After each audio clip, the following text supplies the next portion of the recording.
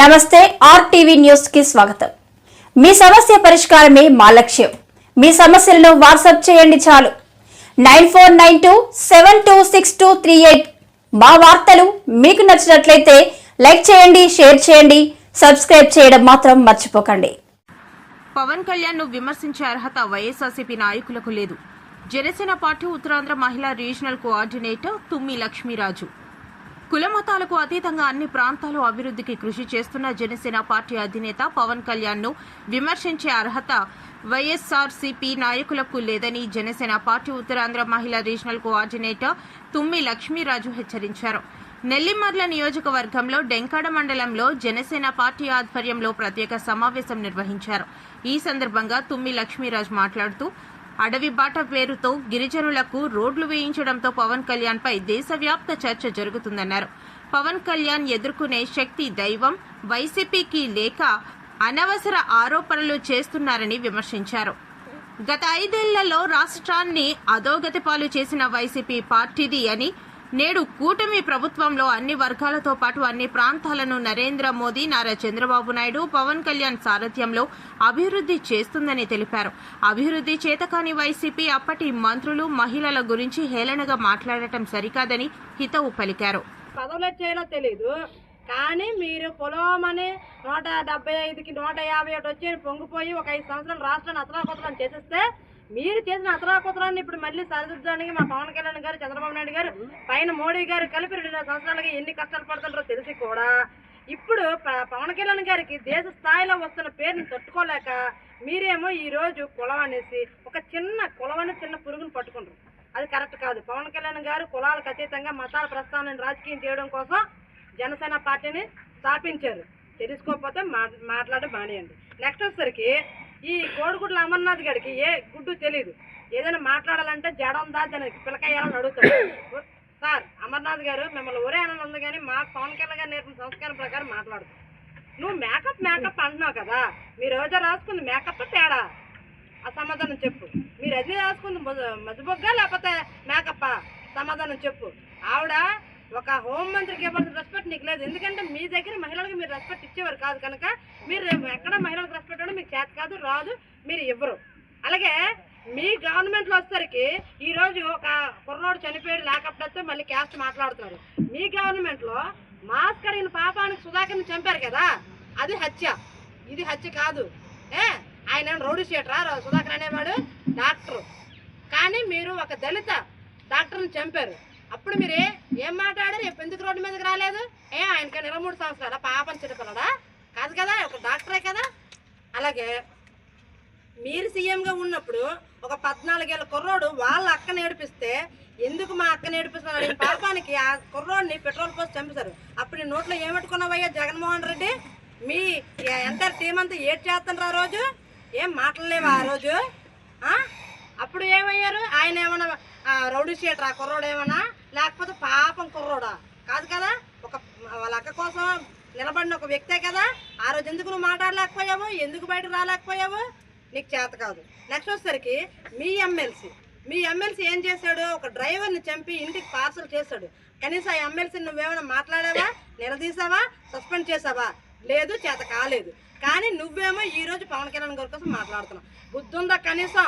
ఎంతసేపు ప్రతి ఒక్కరికి ఒక చిన్న గ్రామ స్థాయి నుంచి సీఎం చేసిన నీతో సహా అందరికి కూడా పవన్ కళ్యాణ్ పేరెత్తే మేము నాయకులు అయిపోతాను ఉంటే ఆయన మాకు స్టార్ అయ్యాడు, మీకేమో ఇంకోటి అయ్యాడు.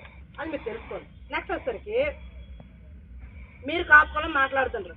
నిజంగా ఈ కాపు కులంలో ఉన్న నాయకులందరికీ చెప్తున్నాం, మీరు గర్వంగా చెప్పుకోవాల్సింది ఏంటంటే మీ కాపు కులంలో పుట్టినోడు డిప్యూటీ సీఎం అయ్యాడు. మీ కాపు కులంలో పుట్టినోడు ప్రధానమంత్రి గారి నోటుతోనే ఈయన పవన్ కళ్యాణ్ కాదు, ఈయన తుఫాను అనిపించుకున్నాడు. ఈరోజు ఏ రాష్ట్రం వెళ్ళినా సరే ప్రజలు బ్రహ్మరథం పట్టేలాగా మీ కాపు కులస్తుడు తయారయ్యాడు. అది కదా మీరు చెప్పుకోవాల్సింది. పనికిరాని సొల్లంతా చెప్తారేటయ్యా, సిగ్గు లేకపోతే సరే. మీకు నిజంగా నాయకత్వం వహించడం చేత కాకపోతే ఎలాగ ఇంట్లో కూర్చుంటారు కనుక ఇంకా మీ నాయకులు ఎలాగ వ్యవసాయాలు చేసుకున్నారు కనుక మీరు కూడా ఒక 2 ఎకరాలు 3 ఎకరాలు కొనుక్కొని వ్యవసాయం చేసుకోండి, లేదా ఇంకేదో చేసుకోండి. అంతేగాని మేము పడిపోయాము లెగవాలి అనేసి పనికి మళ్ళీ విషయాల మీద పాపం చిన్న కుర్రోడు 23 సంవత్సరాల పాపం చిన్న కుర్రోడు ఏమీ తెలియకుండా పోక్సో యాక్ట్లోకి వెళ్ళాడు. ఏమో తెలియకుండా రౌడీ షీటర్ పడ్డది. పాపం చిన్నపిల్లడని నోటుకొచ్చిన మాట్లాడావనుకో మీ పాపాలు బయటకి రోజు వస్తానని మేము మనస్ఫూర్తిగా చెప్తున్నాం. ఇంతకంటే బలంగా మేము చెప్పగలం, కానీ చెప్పేలాగా నువ్వు చేసుకోకు. మీ నాన్నకి ఇచ్చే గౌరవం నీకు ఇవ్వకుండా ఎందుకున్నారు ప్రజలు, రాష్ట్ర ప్రజలు అంటే మీ నాన్నకి నీకు తేడా అది. ఉన్న పరువు తీస్తావు, తండ్రి పరువు తీస్తావు, తల్లిని తగలగొస్తావు, చెల్లిని పడగొట్టుతావు. ఏటును చేసిన రాజకీయం, ఏటును రాష్ట్రాన్ని చేసిన రాజకీయం, ఆ రాష్ట్రాన్ని చేసిన అభివృద్ధి. వీళ్ళు వచ్చి నువ్వేమో మాట్లాడుతున్నావా? చేతగానే మాట్లాడావంటే చెప్పు దెబ్బ న్యాయం. జాగ్రత్త. జై జనసేన, జై హింద్. రాష్ట్రంలో ఏ అలజడులు లేవు, ఏ సమస్యలు లేవు, రాష్ట్రం సంక్షేమంగా నడుస్తుందని చెప్పి బాధపడిపోయి భయపడిపోయి మన క్రికెట్ టీం నడుపుతున్నాడు మన జగన్మోహన్ రెడ్డి గారు. ఏదో ఒక సమస్యను క్రియేట్ చేయాలని ఒక ఆలోచనతోటి ముందేమో మన కోడిగుడ్ల అమర్నాథ్ గారిని ఒక రాయి వేయమని చెప్పారు. ఆయన మేకప్ల కోసం మాట్లాడితే పాపం మేకప్ల కోసం మాట్లాడితే ఆడవాళ్ళు కదా భయపడిపోయి పారిపోతారు అనుకోండి. ఆయనకి తెలియదు ఏంటంటే మీ రోజు పేడ రాసుకుని వస్తుంది, అది నువ్వు గుర్తుపెట్టుకుని తర్వాత వేరే వాళ్ళ మేకప్ల కోసం మాట్లాడు. తర్వాత మీ రజని రోజు మెస్బుక్ రాసుకుని వస్తుంది, అది చూసిన తర్వాత అప్పుడు మిగతా వాళ్ళ కోసం మాట్లాడు. ఒక హోంమంత్రికి ఇవ్వాల్సిన గౌరవం నీకు ఇవ్వడం చేత కాదు, కానీ నువ్వేమో రాష్ట్ర పరిపాలన కోసం చెప్తున్నావు. నీకు ఐటీ శాఖ ఇచ్చినప్పుడు ఏం చేయాలో తెలియక చిన్న నూడిల్స్ కొట్లు పెట్టి నేనేం పేద బిజినెస్ పెట్టని చులకబులు చెప్పినట్టు నువ్వేమో ఈ రోజేమో పవన్ కళ్యాణ్ గారి కోసం మాట్లాడుతున్నావు. నెక్స్ట్ వచ్చేసరికి అంబటి రాంబాబు గారు, ఆయనేమో ప్లకార్డులు పట్టుకుని యుద్ధాలు చేస్తాడు. ఎందుకు చేస్తున్నావు అయ్యా నువ్వు అసలు యుద్ధాలు? ప్లకార్డులు పట్టుకుని మరి ఏం జరిగింది? ఒక రౌడీ షీటర్ జరిగిన దాన్నేమో ఏదో రాష్ట్రానికి దేశానికి స్వేచ్ఛ ఇబ్బంది పడింది అన్నట్టుగా మాట్లాడుతున్నవేటి? మన దేశంలో బ్రిటిష్ వాళ్ళు ఉన్నప్పుడు ఇలాంటి యుద్ధాలు జరిగిన చాలా బాగున్నాయేమో, ఎందుకంటే వాళ్ళు బ్రిటిష్ వాళ్ళు మనకు అన్యాయం జరిగింది కనుక.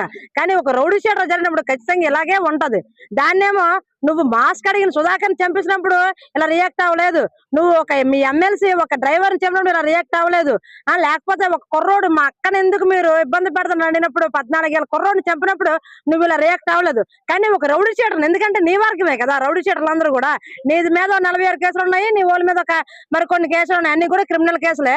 నీ వర్గమే కనుక నీ వర్గానికి ఇబ్బంది పడినప్పుడు ఖచ్చితంగా నువ్వు ఫీల్ అవుతావు, తప్పులేదు. కానీ అక్కడ కులాన్ని ఆపాదించుకో. నా వర్గం, నా రౌడీ షీటర్లు, నా తాలూకులు అని నువ్వు మాట్లాడితే మేము కూడా ఓకే రౌడీ షీటర్లు ఫీల్ అవుతుంటారని మేము కూడా అలాగే ఫీల్ అవుతాం. కానీ ఇందులో కులాన్ని తీసుకురాకు. నిజంగా నీ కులాన్ని తీసుకొస్తే మత్స్యకారుల కోసం మాట్లాడింది మొట్టమొదటిగా పవన్ కళ్యాణ్ గారు. అప్పుడు ఆయన కాపు కులస్తుడే. దేశానికి ఇక్కడ ఒక సమస్య ఉంది, కిడ్నీ సమస్య ఉంది శ్రీకాకుళం అని చెప్పింది పవన్ కళ్యాణ్ గారే. అప్పుడు ఆయన ఒక కాపు కులస్తుడే. గిరిజన గ్రామాల్లో అభివృద్ధిని ఖండాంతరాలుగా దేశాలుగా మాట్లాడుతున్నారు. గిరిజన గ్రామాల రోడ్లని ఈ రోజు వచ్చి చాలా అందరూ చూస్తున్నారు. రోడ్లు చూడడానికి పర్యాటకులు వస్తున్నారు అంటే అది పవన్ కళ్యాణ్ గారు. దానికోసం మాట్లాడినప్పుడు ఆయన కాపు కులస్తుడే, గిరిజనుల కోసం చేశాడు ఆయనే. నెక్స్ట్ వచ్చేసరికి పెద్ద పెంకులో ఎస్సీ సోదరుల సమస్యలు నిన్న కాక మొన్న ఆయన మాట్లాడారు, అప్పుడు కూడా ఆయన కాపు కులస్తుడే. ఈ కాపు కులస్తుడు డిప్యూటీ సీఎం అయ్యాడు. ఇదే కాపు కులస్తుడు ప్రధానమంత్రి గారు మా పవన్ కళ్యాణ్ తుఫాన్ అనిపేలాగా మాట్లాడుతున్నారు. అవన్నీ అంత అచీవ్మెంట్ మానేసి నువ్వేమో కాపు కులస్తులకు అన్యాయం జరిగింది అంటున్నావు. కాపు కులస్తులకు ఎక్కడ అన్యాయం జరగలేదమ్మా, మీ వర్గానికి చెందిన రౌడీ షీటర్లకు అన్యాయం జరుగుతుంది కనుక రౌడీ షీటర్లు మంచి వాళ్ళగా మారమను, లేకపోతే ఇలాగే ఏదో జరుగుతుందని మేము మనస్ఫూర్తిగా కోరుకున్నాం. జై జనసేన.